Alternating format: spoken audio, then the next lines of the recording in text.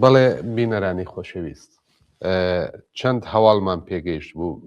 بڕێکیم لە ناو قسەکانی هەڕێز حەداب خوێندەوانێ بەڕێزێک پەیامی ناردووە، نسوێتی کاک ئاکۆ شارەکەی گیانبەخکردوان سیروان و زۆر لە گیانبەخکردوانی تر ئەمڕۆ لە مانگرتندایە، مەبەستی شاری بانە بوو.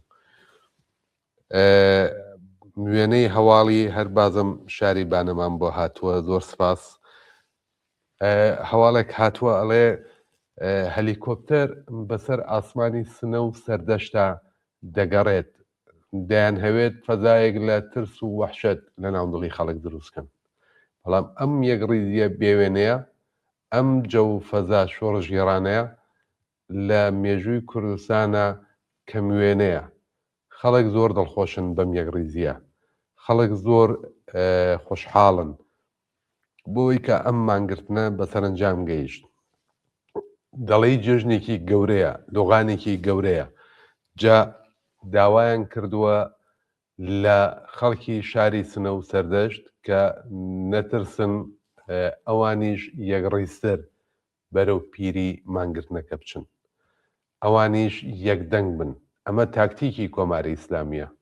هەر لە ڕۆژەکانی سەرەتای ناڕەزایەتیەوە لە خامنەیی و بیگرە کە ئەمانەی بە ئاژاوەگێڕ ناوزەت کرد، هەتا ئێژەیی کە هادووتی لە ئاژاوەگێڕان خۆش نابین و هەمویانی بە وابەستە و پەیوەندیدار بە سیستمی دەم و دەستگا ئەمنیەتەکانی وڵاتانی تری وەکو ئیسرائیل و ئەمریکا و باقی وڵاتانی تر متەهم کرد، هیچی ئەمانە خۆفی نەخسە دڵی خەڵکەوە.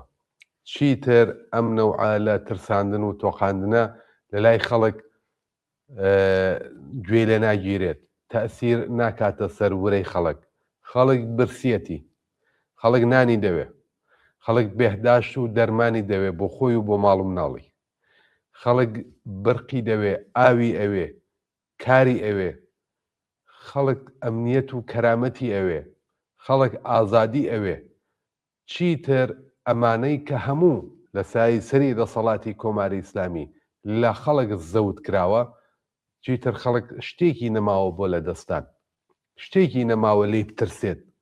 لە برسیەتی ترسناکتر هەیە لە دنیا، لە برسیەتی و هەژاری و فەقیری و بێمەسکەنی و بێئاوی و سەرما ترسناکتر هەیە لە دنیا.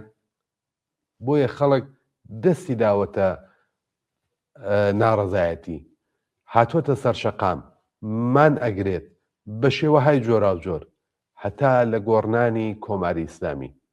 ئەمەش خەڵک باش دەزانن کە جارێکی تر هیچ کام لە باڵەکانی دەسەڵات، هیچ ڕنگ و بۆیەکی ناو دەسەڵات ناتوانێت ئەو ژیانە ناخۆشە، ئەو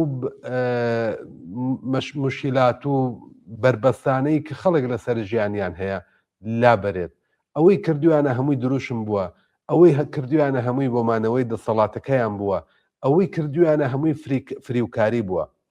بۆیە ئەم جارە خەڵک عەزمی جەزمە کە کۆماری ئیسلامی بخاتە زبڵدانی مێژووەوە، هەتا گەیشتن بە ئاواتەکانیان، هەتا گەیشتن بەم ئامانجە خەبات درێژەی ئەبێت، بە تایبەتی لە کوردستانی شۆڕژگەڕ، بە تایبەتی لە کوردستانی بەرخودان عادەت کردوو بە بەرخودان و مقاومەت.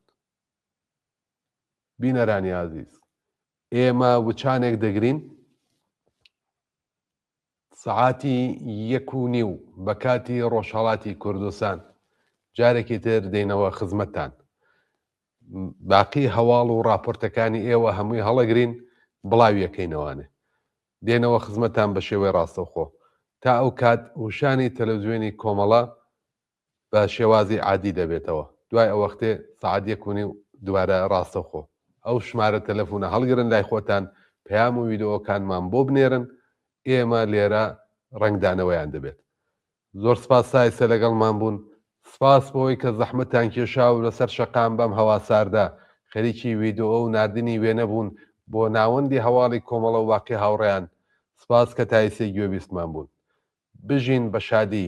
جارێکی تر بەرخودان و مقاومەت و خۆڕاگریتان باش، خەڵکی ڕۆژهەڵاتی کوردستان.